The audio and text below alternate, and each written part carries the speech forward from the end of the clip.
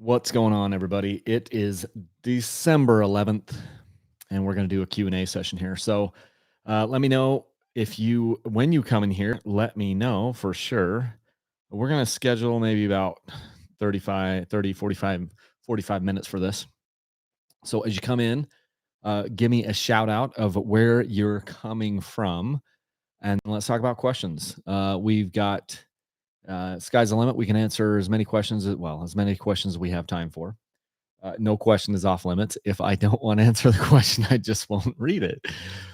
Or maybe I'll read it, but then I'll be like, no, I don't want to answer that. So either way, but ask away. Go ahead, what you want.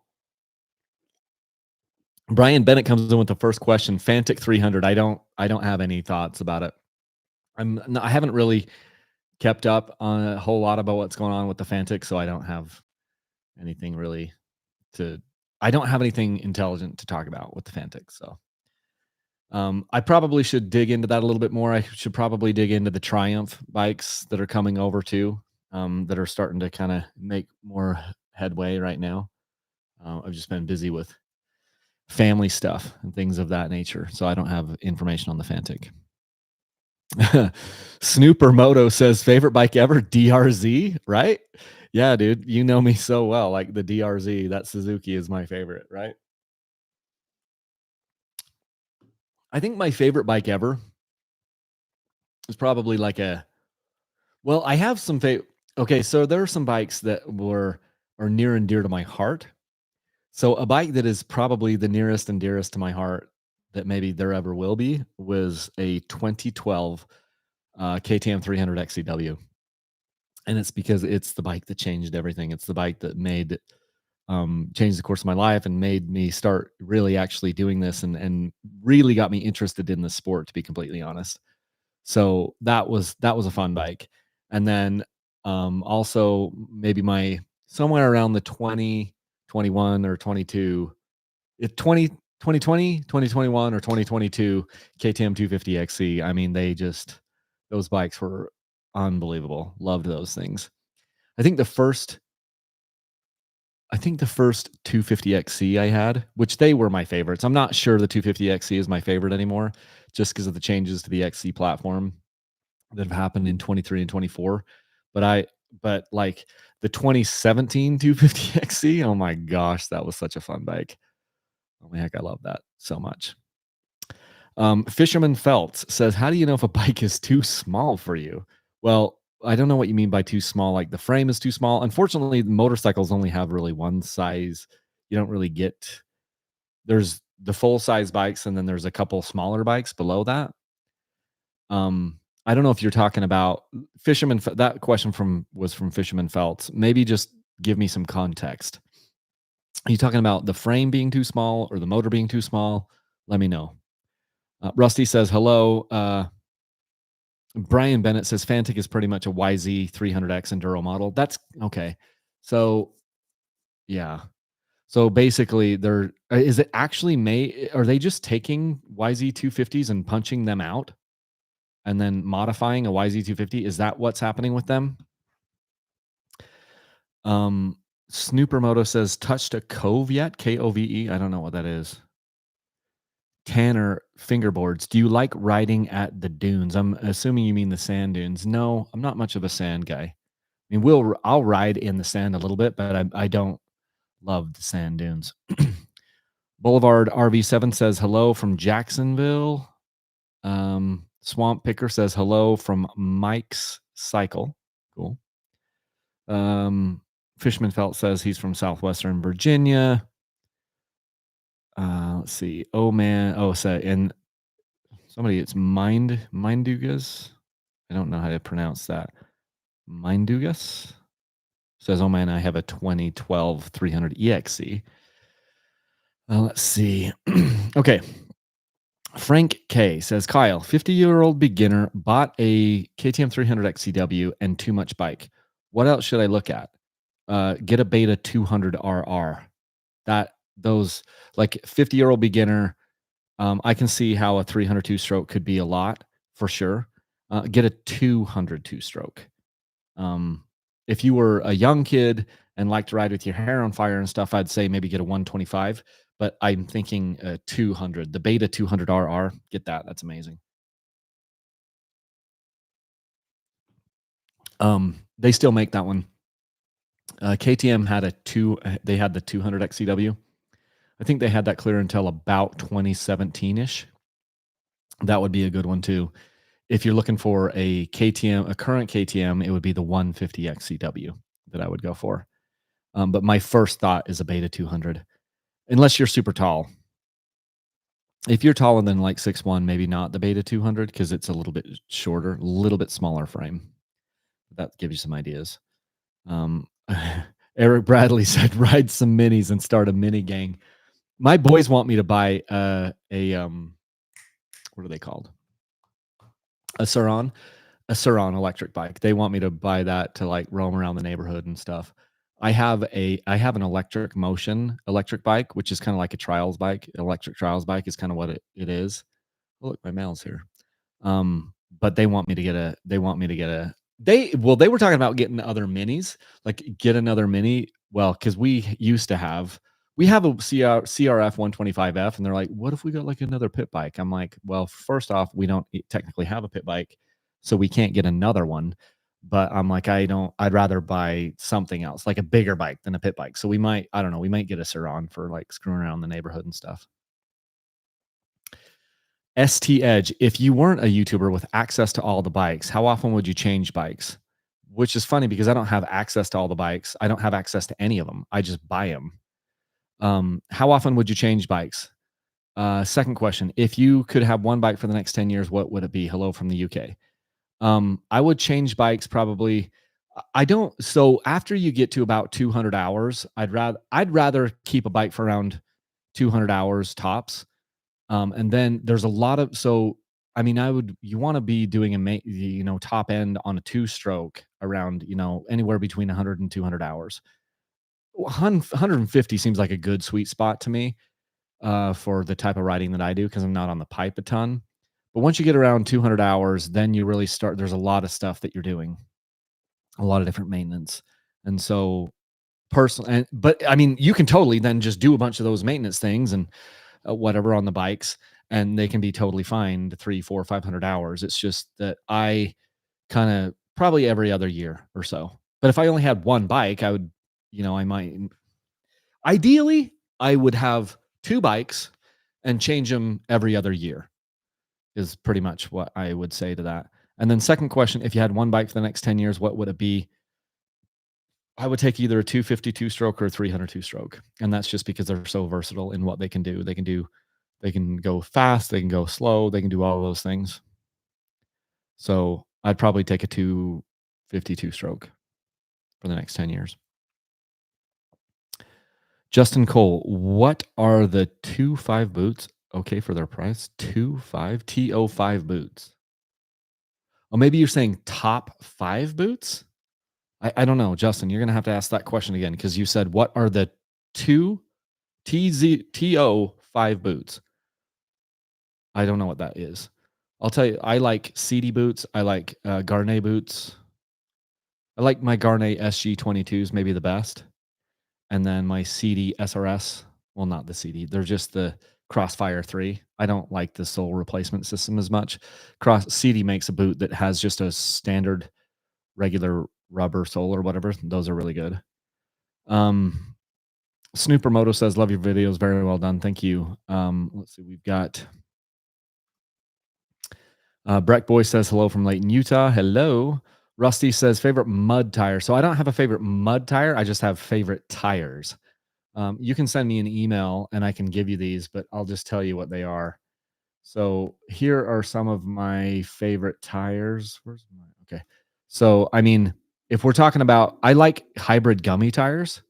They don't last quite as long, but they're softer compounds and they just get really good performance. So there's the IRC VE33S Gakoda. That's a good tire. Probably the longest lasting of the hybrid gummies is that IRC VE33S. There's also a Shinko 520 DC I love. The DC stands for a dual compound. That's a cool tire. There's the Shinko 525 Cheater tire, which is a super big knobby tire, but it's also a softer compound. It's heavy, but it's really good. There's also the Tusk Talon, which is a hybrid. That's probably the most economical tire there. But it's the only thing I don't love about it is it um, is more of the like the FIM knobbies. So the knobbies aren't as tall when you get it, but it's a really good performer. So like when you say mud tire, I just have favorite tires. I don't have a favorite tire for the mud. Just because what we do is we ride all types of terrain. So you will see mud on a ride, you will see sand on a ride, you will see rocks on a ride, you'll see a lot of different types of things on a ride. So I don't have just a mud tire. I don't have a tire that's like, oh, this one's good in the mud. I just have this one's good all around riding for here in the Rockies or whatever. And we see like a cornucopia of different types of terrain. Okay, so Roku says Coves are a new big Chinese model, Dakar version, now a 450 moto version. I'm not interested in the Chinese bikes. I guess if we've done this a lot. I have to do it basically every one of these Q&As, but I'm not touching the Chinese stuff for several reasons. Most of it is just because I take too much heat from the dirt bike community when I touch a product that's from China. There's a lot of what's the word? Hypocrisy in that because they're complaining at me for buying a product that was made in China or assembled in China on a phone. They're complaining to me on a that I'm doing something from China, and they're making those complaints on their telephone, their cell phone, which was made in China. And it makes me want to flip them the bird. But I just I digress. So but I'm not interested in the Chinese stuff at this moment. It doesn't make any sense. Even if I was interested in it, you guys would like literally nail me to the cross. When I say you guys, I'm not necessarily saying you guys on this feed, but there are some of you on the feed that would do it, and you know who you are. But yet you all are using products that are made in China as well. And I just think it's pretty hypocritical. So I just avoid the Chinese stuff. Porter Sorensen, ever made it down to Southern Utah? Yeah, I go there all the time. I try to ride down there a couple times a year. I haven't been down there yet this year. Enduro Zebra 250 says, hello from Greece. Love your videos. Uh, Todd Mills, also known as Taco. Leave a single track is my favorite motto. I got a 18300 XCW, best bike I've ever had. What's your best ride? Rock on Ozark Mountain Dirt Knobbers. Check us out. My best ride, I think I just mentioned it. I loved those 250 XCs, 2018 250 XC, 2021, 22. Those were awesome bikes. I love those. I don't think I like the newer 250 XCs as much. Even though the motors are awesome, I don't like the frames as much on them now. Let's see. MC Doctor says, regards from Norway. If you ever in the area, let me know. We ride some rocks. I'm sure you probably can't ride anywhere around this time though, right? If you're in Norway, you're high up enough that when does your riding season close out where you just don't have anything else you can ride because of the snow? You'll have to let me know. Brian Bennett says, just purchased the S3 Extreme Enduro head and the 9-ounce clutch weight for my 23 300 XCW.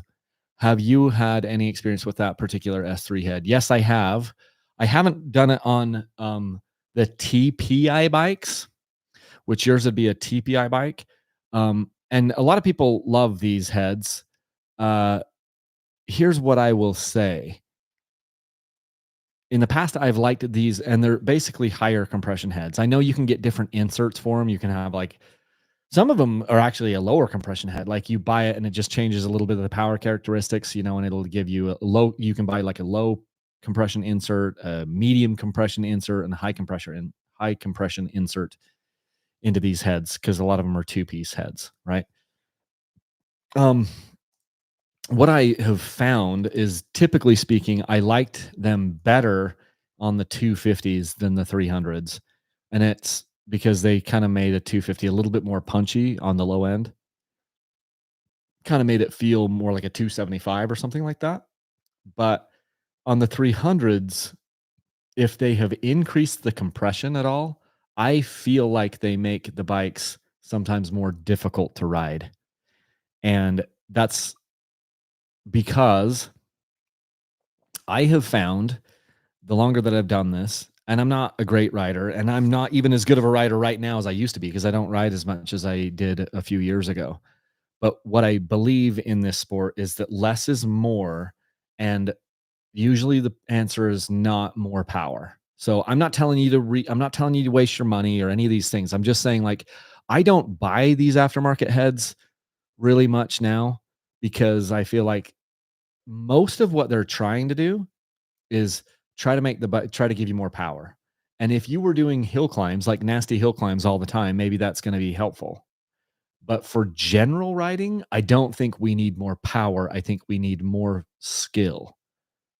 And so I'm more on the lines of like, I'd rather invest in classes or invest in training or invest in just deliberately trying to do certain things on the motorcycle and practice deliberately if I go out or when I go out, and also keeping really fresh tires on the bike more so than putting these aftermarket components on the bike to make them run better, quote better, because usually they don't run better. They just run different. Every once in a while you can make it run better, but with an aftermarket component. But I feel like a lot of times they just run differently, or you're trying to put more power into the motor or whatever. And typically speaking, I'm only using like 30% of the capability of this motorcycle anyway. And then I put, some other product on here that's supposed to make it better or whatever. I use that in air quotes.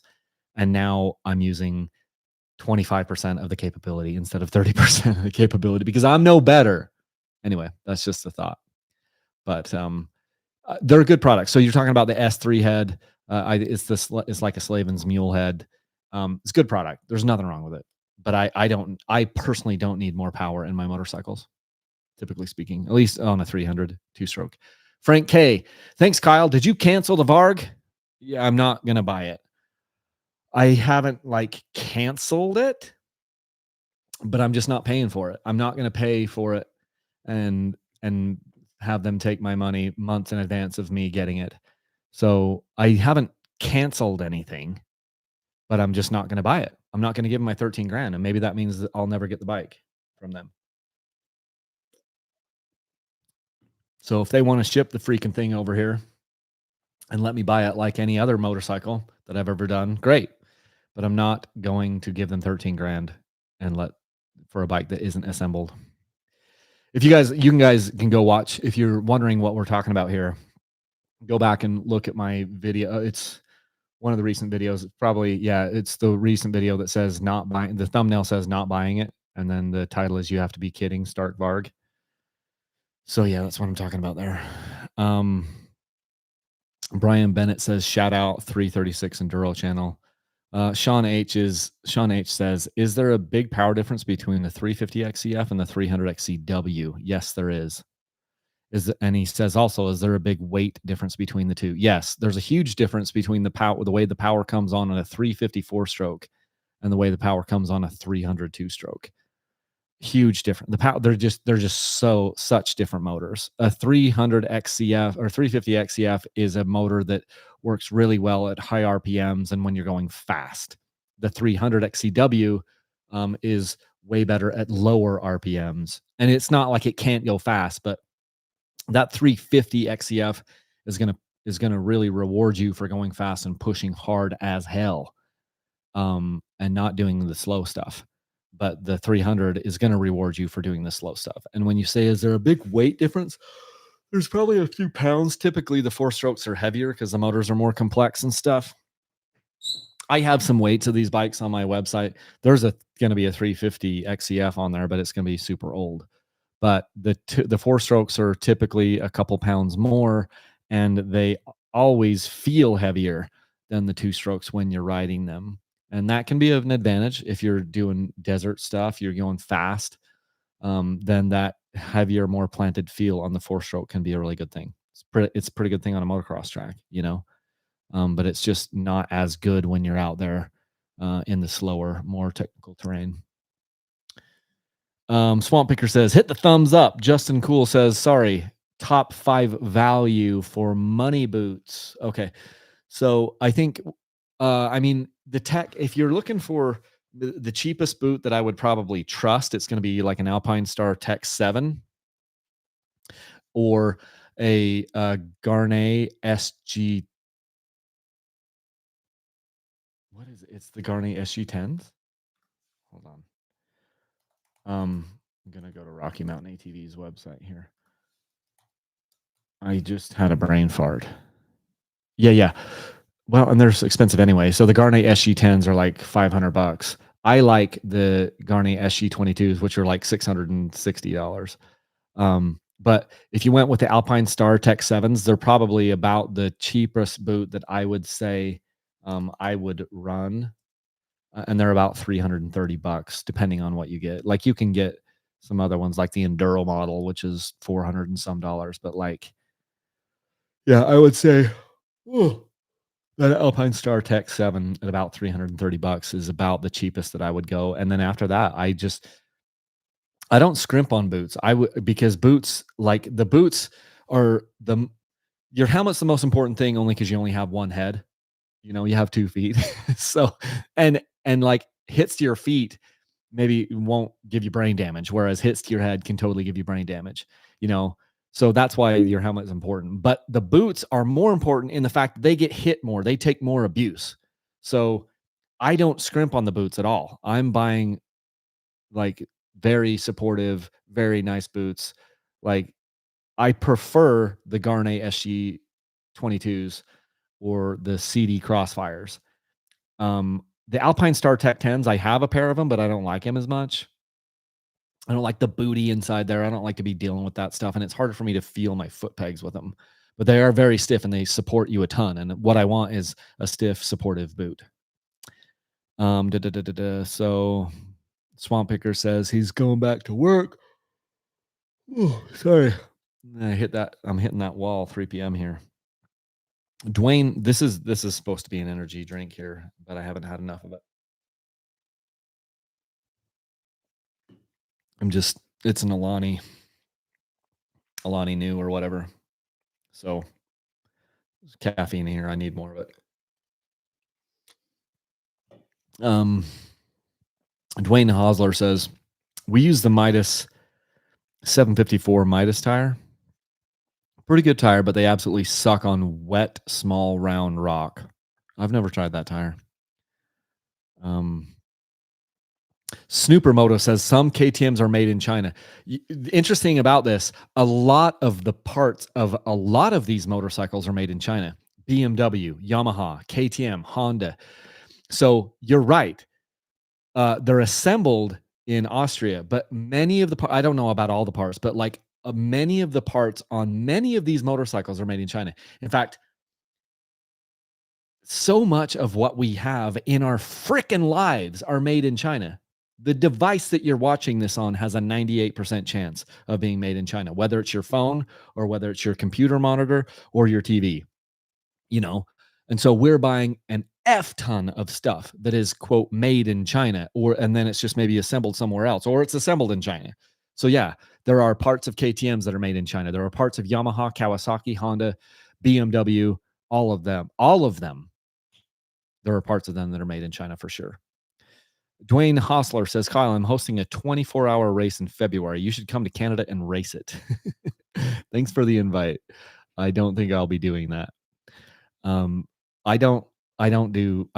have zero interest in racing. I almost did a 24-hour race though with Rocky Mountain ATV that was going to be down in Southern California a couple years ago, but I was positive for COVID. Everybody in the family was sick and just didn't do it. But I'm not interested in racing, generally speaking. Let's see. Cesar Gonzalez says, excuse me, that was not cool. I burped. I tried to move away, but it didn't fully get. Sorry, guys. I'm trying to drink this so I can like actually not fall asleep. Cesar says, hey, Kyle, I have a 2020 300XC. I mostly ride in Baja. What's your best guess on why my bike cuts out at 6K-ish RPM for a split second? Really noticeable if you have a constant throttle in 6th gear. So constant throttle is something that is hard for 2-strokes to do. So that's my first thought is if you're riding constant throttle in sixth gear, that's not a good place for a two stroke. They just don't, they do better at variable RPMs and variable throttle positions. Over the years, I've just noticed they don't run super great if you just have it like either wide open or like three-quarter throttle. They do okay at like lower throttles, but if you're in the power, and you're at 6,000 RPMs, which is like these bikes really only go to about 9,000 RPMs. So you're at 2/3 of the RPMs that the motor can do. And if you're at constant throttle and you're on there like for a split set, they just kind of are rough. So I don't know if there's something wrong with your bike or it's just running just like all the other two strokes I've ever had. But when you're saying sixth gear, constant throttle, 6,000 RPMs, and it has a little hiccup every once in a while, I say it's a two stroke. That that they don't. I feel like every two stroke I've ever ridden at 6,000 RPMs, constant throttle in sixth gear is going to have a little bit of a hiccup every once in a while. If you don't want that, you need to run a four stroke. That's my thought. It's possible something's wrong with your bike, but what you're describing, I think all of my two strokes would do that. Every once in a while. Inside outside 73, Beta 300X trainer. What's your thoughts? I don't love a detuned motor like that. I love their 300RR. I love their 200RR, but the detuned X trainer also, it's a smaller frame, and I don't think it has the same type of braking components. I could be wrong on that, but I've ridden them. I'm just not a super fan. I'd rather have their 200RR. That's me personally. I love the Beta 200RR. It is one of the most amazing bikes ever, and you're not going to get in trouble on a 200RR. The whole idea of the Beta 300X trainer is it's a little bit smaller bike with a detuned motor. I'm like, well, the 200RR is a little bit smaller bike. It's not a detuned motor. It's just a smaller displacement. And that makes more sense to me. I've never been a huge fan of the X trainer, the 300X trainer. Breck Boy, have you ridden a timber sled? Yeah, I've done it several times. I've never had that much fun. I get people emailing me or sending me DMs like, "Oh, you need to come with us. You just weren't doing the right thing. If you didn't fall in love with it, something was wrong." I just don't love snow biking. I'd rather ride a snowmobile than a snow bike. Because to me, yeah, I don't want to get into it too much, but I just don't love it. I don't love the cold. I don't love winter sports, to be honest. I'd rather just go out to the desert, drive a few more hours, and ride dirt than ride in the mountains in the snow on a snow bike. There's just so many problems like that you have that they could have solved. Like Timber Sled was bought by Polaris. Why didn't Polaris solve these problems and make an actual snow bike? You know. Anyway, I'm not a big. It's cool. Everyone loves it. Tanner, fingerboards. What is your favorite product that you make? Oh, well, so the favorite products that I source, I really like my tie downs and I like the hats and I like the shirts. Like I like all the stuff for different reasons, but like the hats I wear every day, the shirts I wear every day, the tie downs that I sell, you can't buy a better tie down. I haven't seen better tie downs. Um, the only ones that, yeah. So I like those a lot. CD556. Kyle, have you ever revalved an XC suspension? Yes, I have several times. He says, I'm recovering from a spine injury and cannot handle the stiff rear shock anymore. Yeah, you should get it. You should get the whole thing softened. I don't know what year you've got, but get the whole thing softened up, buddy. The XCs are most of the bikes I think are too stiff for the general weekend warriors. And if you've had a spine injury, then I would say, yeah, revalve the entire bike, make it much more plush.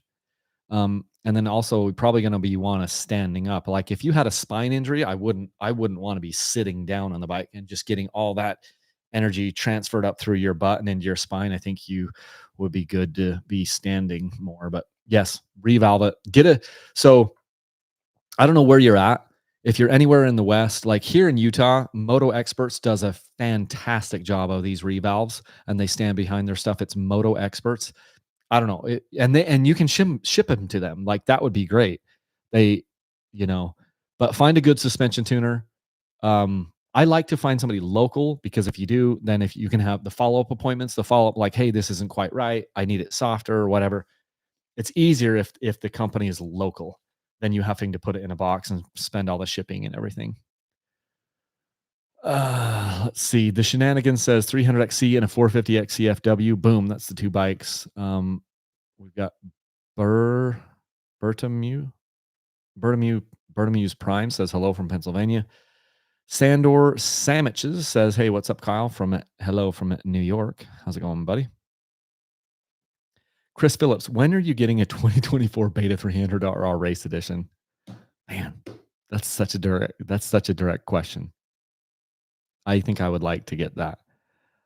I need to ask some people and see if the race editions still have hard, stiff ass hell suspension on like the 24s and stuff, but I wouldn't mind getting a Beta 300RR for sure.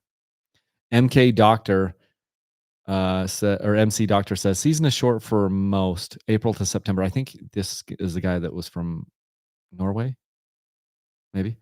But there are a few that ride in the winter, including me. Soft tires with spikes, heating in the grips, and you good to go. That's awesome. That's cool. Brian Bennett says, I got the low compression insert to make the power delivery more smooth and tractable on the low end. Great. So he's talking about the S3 head. I think this is fantastic, Brian. And you did the best of the things, which is cool. So you'll have to let me know. Brian, you ought to let me know once you get some time on it. You ought to send me an email and just tell me what your whole experience is with this. So it's kyle@dirtbikechannel.com. So when you get some time riding that low compression head, because I haven't done the S3 low compression insert. I've done the low compression on some other ones, but the last time I did an S3 head, I got like the standard or the high compression one. But you'll have to let me know what you think of this low compression one. Kurt Heidelback says you don't have to pay for it. I don't know what the context is. I don't know what you mean. I pay for all my bikes. I've never gotten, well, never.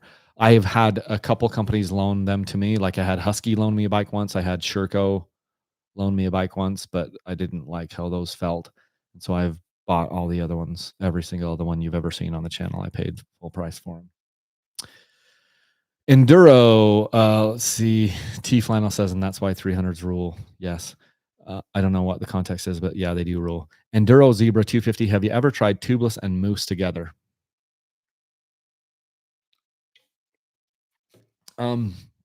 No. I mean, I know some people will do that. Like maybe they'll put like a tubeless on the front and then a moose bib in the rear. But I'm just like, I mostly just run tubeless.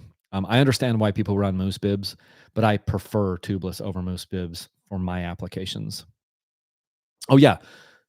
So you just said the same thing, or Enduro or CD556 says I run moose on the front and tubeless on the rear. So some people will do opposite, but I just prefer to run tubeless on both.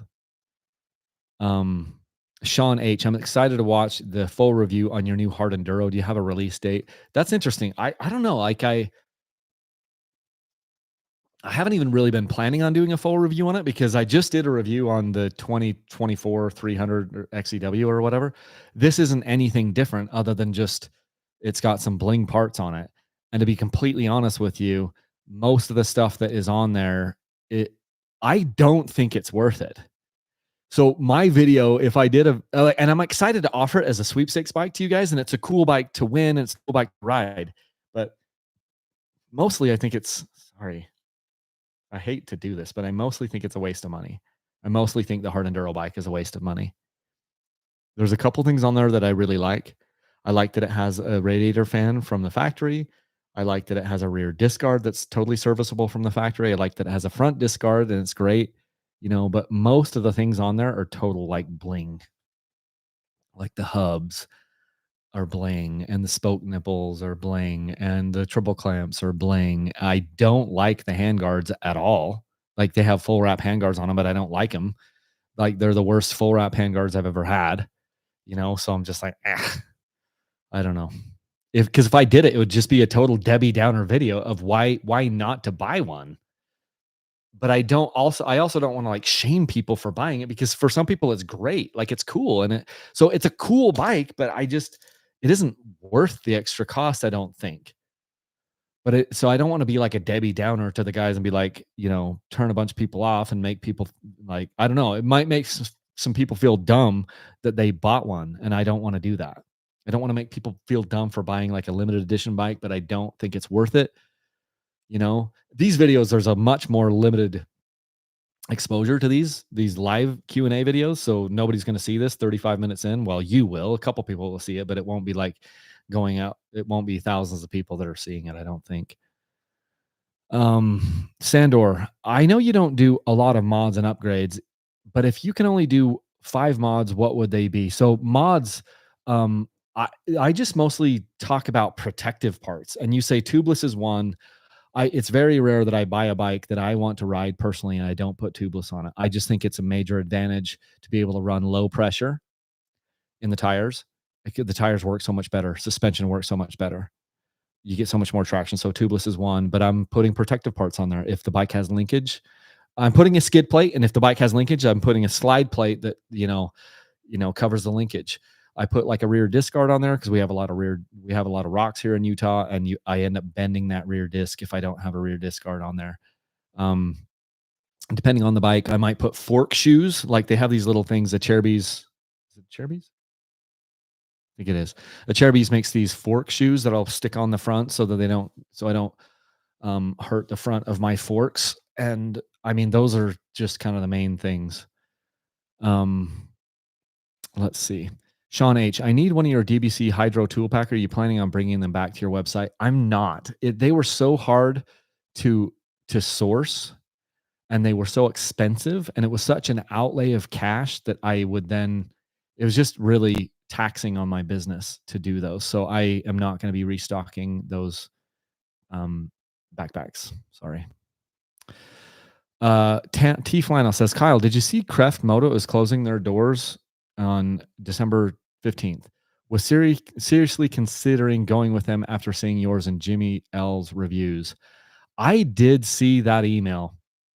So I got an email from Creft Moto is these guys that were up in Oregon, and they specialized in revalving WP suspension. And I had used their product I'd done several revalves with them, had a really good experience with them. I hadn't done anything with them for a few years, but I got this email that I think a lot of people got who were maybe in their customer base, and it said, we're just shutting our doors effectively. It was just out of the blue. It's like, ma'am, we're closing up shop and we're doing it as fast as we can. I don't know what happened. I have no idea because I'm not plugged into that. I haven't asked anyone. I did send one text to one buddy. I'm like, hey, did you see this? And he's like, yeah, I saw it, but I don't know what happened. So yeah, kind of stinks because they seem to be like a really good, reputable company. And they really had the mail-in order stuff, the mail-in like suspension stuff, at least from my perspective, they had it pretty dialed in. And so I'm sad that whatever happened. So that kind of sucks. I don't know. They seemed like they were one of the good guys. And I like supporting motorcycle companies in our industry, and it sucks to see Creft go. If somebody knows what happened, send me an email, kyle@dirtbikechannel.com. But I don't know. I don't know what happened. Don T says, have you rode a newer Beta 390 race edition? I haven't since like I think it was the 2019 that I rode. It was the Beta 390 race. Loved that bike. Oh my gosh. That was such a great bike. So ought to do it again. Typho Show says, have you ever ridden the Black Hills of South Dakota? No, I have not.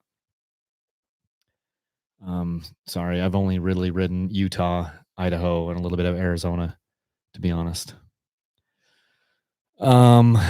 Kim Jackson says, howdy neighbor, Rock Springs, Wyoming, checking in. Howdy, how are you? Ken Clark says, you look crazy built these days. Thank you, brother. So a little bit of background on that. In 2022, so we're in 2023. In 2022, I had a goal. I stopped using my rowing machine and I started just strength training with the goal of gaining 10 pounds of muscle. And then I gained 10 pounds of muscle like halfway through the year. So I just kept going. And so from the time of the time that I was right around 158 in 2 years ago. In fact, 2 years ago right now, I was about 158 average, and now I'm about 182. So I've gained like 24 pounds of muscle just by strength training and then eating calories. I just choked down a G2G bar. It's a protein bar. Um, and so I wanted to gain 10 pounds of muscle, and then I essentially gained a little over 20. Depends on the day, 22, 24 pounds. And I feel great. I don't do really any cardio now other than riding the dirt bike. So I don't have as good a lungs probably as I did when I was doing all the rowing on the rowing machine, but I feel better physically. I feel better about how I feel better. I feel better about how I look. And so I would encourage people to do a little bit of strength training. I think because if you're already doing dirt bikes, you're probably in shape-ish or whatever. And my feeling right now is just that a little bit of strength training is probably better than the cardio that I was doing. That's what I think. Wyatt Tidballs, when was the last time that you did a sweepstakes with a four stroke? It was probably in 20. It was probably in 2022. I did two Hondas.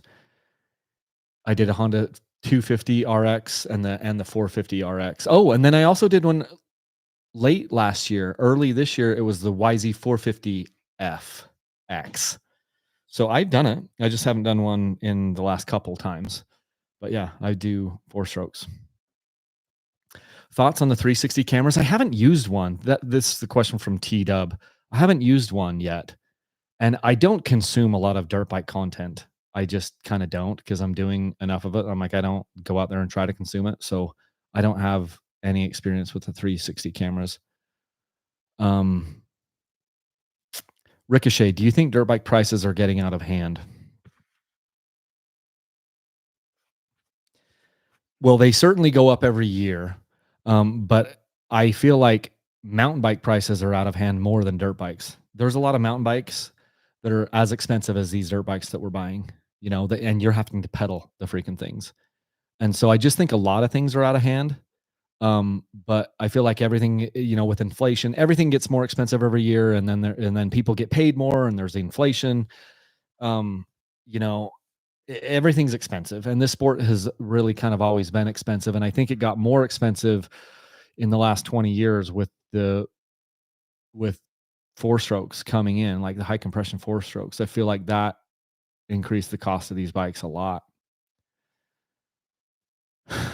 Everything's expensive, but I look at it and I say, well, a lot of these electric bikes are freaking expensive, and these electric assist bikes are expensive, and the mountain bikes are expensive, and so it's just kind of going up with everything.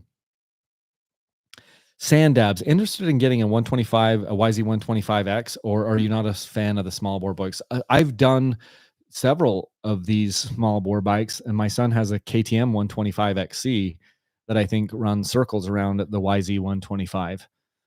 It's pretty awesome, because it's a fuel injected 125. It's unbelievable. I just cannot believe how good it is. But YZ 125, it's cool, but I just wish that I don't know. I wish that Yamaha would get with the times. They're not really doing anything with that two stroke. I'm glad they still have it. It's the most economical way to get into like a real dirt bike, that YZ 125. But it hasn't changed for like 15, 16 years, realistically. I would just like to see them actually do some stuff with it before I want to buy one. I just feel like it's retreading the same stuff, Yamaha on their two strokes. Grant, Gray Grants, what's your favorite area of the country to ride? I've only ridden Idaho, Utah, and Arizona, so I mean that's all I know. CD556, I do moose on the front, so I'll never have to worry about a flat tire. If tubeless goes flat on the rear, I can throw zip ties and make it back to the truck. Why would you have to throw zip ties on tubeless in the rear? Maybe you're saying, because I can put plugs in these tires. So I use tubeless and I just carry plugs with me. And it's rare that I can't stop a tire from leaking with a plug. So, yeah. Anyway, that's what I do. Dakota Mon says, what tiers do you recommend for mostly Southern Utah enduro type riding and some Idaho? You must be talking about tires. What tires do you recommend for mostly Southern Utah enduro type riding and some Idaho forest riding, or just get two different rear tires? You're spelling tires wrong.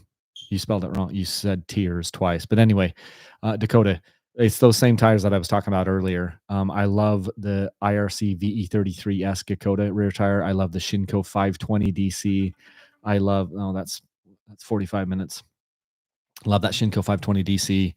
I love that Tusk Talon. Those are all really great tires for Southern Utah and for all the stuff we have in Utah and Idaho. Yes. Let's see. Ken Clark, are you training hard these days because you look so much more built than you did a year ago? Is this because of riding or you have a specific training going on? So this is oh yeah, so Ken, I was already and I guess I was answering this before. This has nothing to do with my riding. This is just strength training that I'm doing. So I actually bought a tonal. It's those machines that stick on the wall and it has digital weight and stuff. And so I lift, anywhere between 3 and 5 days a week and do strength training with that. I did that today. And so that's how I've gained the 24 pounds. Um, and I feel good about it. So I'm more confident.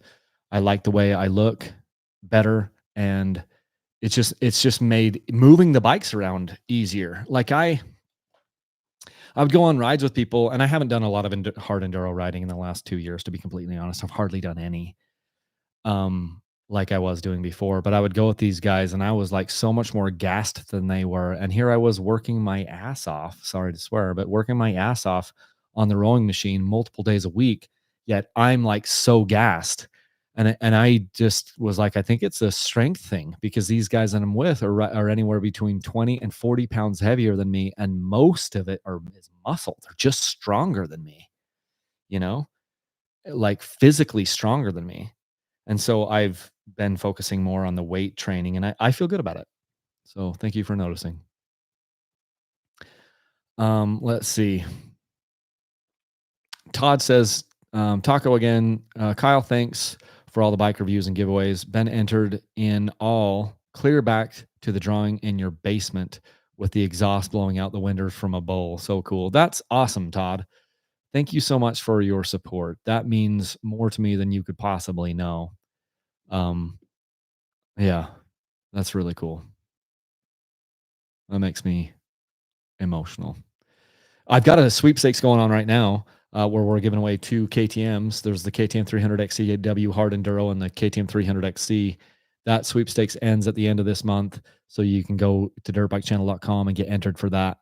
You can, if you don't want to buy something that I've got up there like hats or shirts or anything, then you can use my links to Rocky Mountain ATV. So you go to dirtbikechannel.com. One of the things says shop Rocky Mountain ATV. You click on that and then you buy anything they sell at Rocky Mountain ATV. Doesn't cost you a dime, but it enters you in to win one of my, into the sweepstakes for my dirt bikes. So I don't know why you wouldn't do it, but thank you so much. Sean H, dude, he says, dude, that is why you're the best. Your brutal honesty makes this channel even better. Thank you. So I wonder what you're talking about. Maybe you're talking about the KTM when you're talking about the brutal honesty. I can't remember because you might have been the one that said, "What's your opinion on the hard enduro or whatever?" Is that what you asked, Sean? I'm trying to see. I don't know. Anyway, but I do try to be brutally honest, and that's where I'm at. I'd rather just be honest with people and say, "Hey, I don't think this is worthwhile," or whatever. But yeah, thank you. Wyatt Tibbles, what is the best 350 to get? Well, I mean, there's not that many companies that make the 350. There's KTM and there's Beta. Beta makes the 350, right? Did they make a 350? KTM, Husky, and Gas, but that's just an Austrian bike. It's just basically different versions of the KTM. It's awesome. Like the 350s are awesome, except for the fact that I just feel like a 350 is a heavy 250. I've never loved the 350s. Here's the thing, Wyatt. I don't want to dissuade you, but I just have to say this when somebody brings up a 350. The 350 looks really good on paper. Um, But here's what I have always felt when I ride a 350, and I even rode a 350 in, the last time I rode a 350 was in Italy at the Gas Spice It Up event, and I rode a 350 around a motocross track there and a little bit on, like, they have this kind of, like, enduro course or whatever. Here's the problem with the 350. It's kinda feels like a watered down 450, but it feels like a heavy 250. And so if I'm choosing between a 350 and a 450, typically speaking, I'm going to take the 350. But if I'm choosing between a 350 and a 250, I'm going to take the 250. So that's how it is. I just feel like they're not that great. Like they seem like they should be good on paper, but I've never really felt that they were that fun in practice. Greg says, "Hi, Kyle from Italy. What do you think of the Yamaha WR 450 2024 Enduro model? I think it's essentially a little bit more of a plugged up YZ 450 FX. And so the WR comes with a headlight and a little bit more restrictive exhaust. There may be a couple of other little things. And I don't even know about this Enduro model. Maybe I should be like paying more attention here. Did they do a Yamaha Enduro model? Yamaha dirt bikes. Let me just see what you were talking about because now you've got me um, interested here.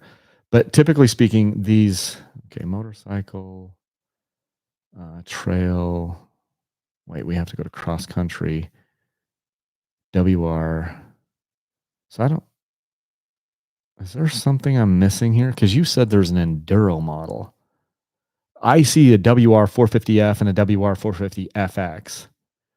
The WR 450F, I don't see an enduro model, but like the WR has a little bit more restrictive exhaust and it has the headlight. So most of the time when people talk to me about these WRs, they're talking about quote uncorking them, essentially putting a different exhaust in it. You can probably just put a different slip on exhaust like the silencer or whatever. And you're trying to get it to act more like the YZ 450 FX, but they're so freaking close. I don't know that there is an appreciable difference other than this corked up stuff, and then the fact that the WR has a headlight. So they're great bikes. And that YZ 450 FX, I had it like a year ago. I think it had it right now a year ago. So it was part of my March sweepstakes, I believe, the YZ 450 FX earlier this year because I was giving away the gas iron horse and the YZ 450 FX, and it's a great bike. And the cool thing about it is they have that app that you can run where you can adjust the power, and so it's pretty cool.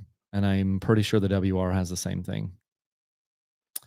Brandon Davis, have you ever considered just selling review bikes to your viewers instead of giveaways? Yeah, I did that in the beginning, and I was losing money hand over fist. So yes, that's what I did for the first many years.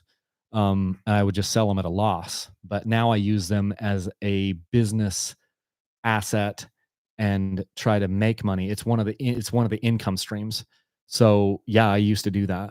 But the giveaways, it's a revenue stream, whereas just selling they weren't making any money. So that's the difference there. But yeah, that's what I did. Uh, Noah Bruce, would you buy a GPX? No, we covered that. It's a Chinese made bike, and you guys would crucify me if I did that. Oh, so CD556 says, yes, plugs are best, but I mean, worst case scenario, if you run out of plugs. Well, if you run out of plugs, you just run it flat, the tire. I can't tell you how many times, I've had some times where it's like I get a real big tear in the sidewall of a tire and I can't put enough plugs in there to make it work, or I just can't get the plug. Some tires don't hold plugs as well as others. And then I just ride them back flat. I have ridden back. I can't even tell you how many times I've ridden back on a flat tire, and I've never even damaged my rim on tubeless because my high pressure chamber is still working. It's so protected by the rest of the tire that the high pressure chamber never gets screwed up. And I have ridden 30, 40. The longest I've ever ridden is like 45 miles on a flat tire. But it just happened to me this summer. I rode 30 miles back on a flat tire. And you just go a little slower, but it doesn't even ruin my riding experience riding on the flat tire with tubeless, especially if it's on the rear. Okay, I'm gonna cut you guys loose. Let's see. Um, just look if there's some other question that I wanted to grab right here before I get out. Um, Noah Bruce, I know, I know. I might love you a little bit more if you had a GPX. So you must have one. Um, but yeah, there are too many people who just rip me for anything that comes from can or China. And I take enough heat. Like you guys don't see it, but there's enough heat that comes into me. So I'm not going to purposely do something that I know is going to give me more heat. Um, this is interesting. We'll see. So Kim Jackson says KTM. Uh, let's see. Here, I'm just going to read what Kim Jackson says. You guys tell me. Uh, Kim says KTM is shifting its bike development for KTM Gas Husqvarna and MV Augusta to Asia for 2024. KTM is due to the European stagnation and fail of the economy, shifting parts of its bike department to Asia. KTM will shift its bike to uh, and then you're saying the goal is to save costs, speed up, and modernize its development. The beginning of the end. Um, it's interesting. Here's a thing I would say. Like these companies have to make money, and I don't always agree with all the things that they do, any of them, but KTM is the biggest player and the leader in innovation in the two-stroke world, at least the off-road two-stroke world. And so we'll just see if it's the beginning of the end and their product sucks, then that will be a good thing for Beta and for Sherco, you know? So feel like the market they'll have to put out a decent product still. And if they don't, then we won't buy them. And I don't think it's the beginning of the end. You'll just buy something else and then you'll buy a Sherco and you'll be loving it, or you'll buy a Beta and you'll love it, or something else will pop up, you know, but I don't subscribe to the sky is falling stuff. I've been doing this long enough and I hear so much stuff coming in like, oh, now dirt bikes are ruined because of this and because of this change and everything. I don't like get as high. I just try to stay more level headed. And it seems like a lot of this stuff has a way of working itself out. And if I look at what KTM has done, KTM used to suck in the 90s. People didn't love KTM in the 90s and clear up to maybe around 2010. KTM had a pretty bad reputation. And then all of a sudden from 2010 to now, they've been like knocking out of the park and doing all this cool stuff. And they have kept I feel like KTM has put more research and development into these motorcycles, especially for off-road and enduro two strokes, more than all the other companies combined, and probably more than all of them combined tripled. And we have so much to thank for in our industry because of the work that KTM has done to try to push the bar forward. Well, maybe they need to try to cut costs. Every company does need to cut costs. So let's see if they can cut costs without cutting um, quality, and time will tell. But I'm not too worried about it. It's just like if those bikes end up sucking in 5 years, we'll buy something else. Beta doesn't suck and Sherco doesn't suck. It's just right now KTM has what I think is they have a more well-rounded product. But if all of a sudden they're not as well-rounded and whatever, then I'll buy betas or I'll buy Shercos or I'll buy, something else. So that's how I feel about it. Uh, let's see. Roots of Enduro. Hey, Kyle, thoughts about upgrading from a TPI, that's just the transport port injection, to a TBI? I have been very happy with the 2021 300XC TSP tuned, but the TBI seems to be everything the TBI was meant to be. Well, that is true. However, I like your frame better. So the frame you have on your 2021 300XC, I like the feel of that better than the brand new TBI bikes.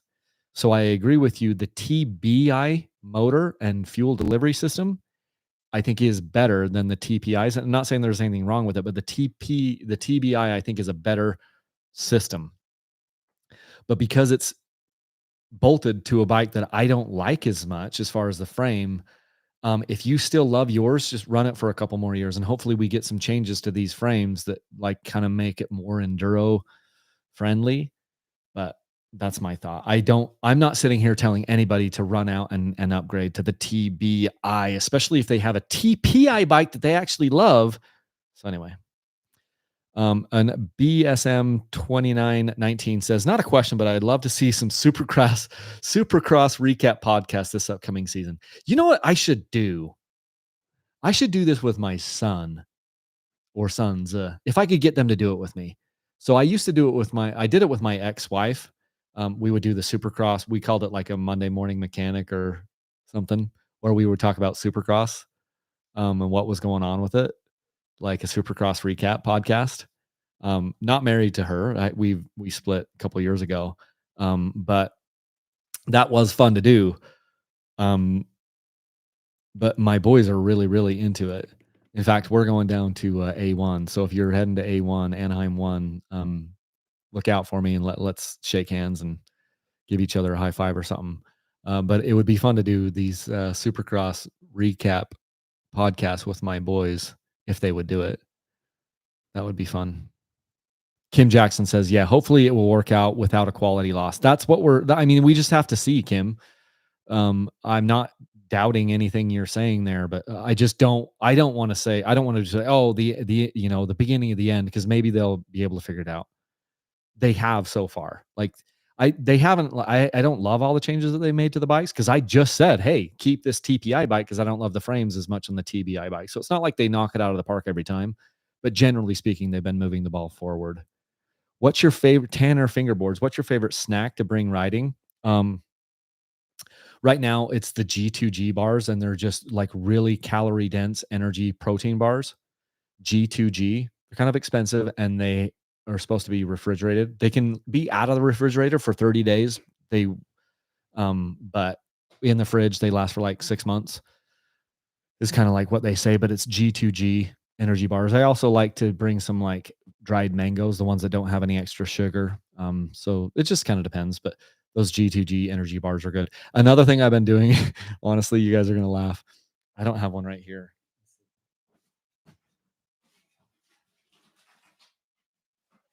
No, I don't have one. But I'll sometimes I'll take, and I drink a lot of these Ensure Plus like meal replacement drinks. Um, and yeah, and I'll put a bottle of Ensure in my pack too, because there's a lot of calories in there, which is good.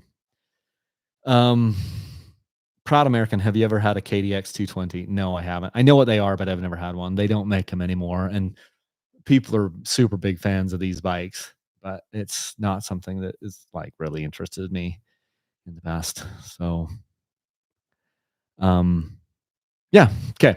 If you guys aren't entered in the sweepstakes, go ahead and do that. It's dirtbikechannel.com. You can get entered to win both of the motors. I got two KTM TBI 2 strokes that we're giving away. That sweepstakes will end at the end of the month here, the end of the year. So yeah, go ahead and get entered for that. You can buy something off my website, or you can um, use my links to Rocky Mountain ATV. And you can find those right at my website. It says Shop Rocky Mountain ATV. Austin Nyland, are you planning on doing another video of top 5 accessories? How long has it been since I've done that? I wonder, because I don't top 5. When is the last time I did that? I don't know. I feel like I did this. I have to dig through and see when the last time I did that was. You're asking top 5 accessories to get or to use. I feel like I did that earlier this year. I don't know. Anyway, I'll have to think about that. Fisherman Felt says, I was finally able to enter this one. Can't wait for my stuff to get here. Oh, you must be talking about the sweepstakes. So some of the I let some of the product go into like oversell. So some of those things are back ordered. So it's like some of the shirts we're still waiting on those. Some of the tie downs we're still waiting on those. Because I was trying to capture like the Black Friday, Cyber Monday stuff. And so we were selling out of certain products, And so some of your orders may still be not shipped because we don't have the product, because I was like, oh my gosh, I want to try to capture this and let people get, because we were doing bonus entries in the sweepstakes for that time too. So there was incentives for you to get it at that time, and incentives for me to let you buy it even though I didn't have the product on hand. And then we also got shorted on some stuff like tie downs. I only got like half my shipment of tie downs. And so we're shipping those things out, but there are some people that have bought tie downs that we haven't shipped out because I don't have them yet. I'm still waiting for the manufacturing company to make them and send them to me. So thank you for your patience on that stuff. Um, yeah. Austin Nyland says he says I got my shirt, socks, and straps the other day for the KTM 300 XCW hard enduro. So yeah. Todd Mails, I think your boys would enjoy the Supercross recaps. So hopefully they'd want to do it with me. Like Connor is pretty, he's been pretty shy in the past, but now he's 15 and a half. Maybe he'd want to do it. So I think it'd be fun to do that with the boys. So, okay, I'm going to cut you guys loose. So everybody have a good Monday afternoon, and get entered to win those motorcycles that I'm giving away. And until next time, leave a single track. Thanks, guys.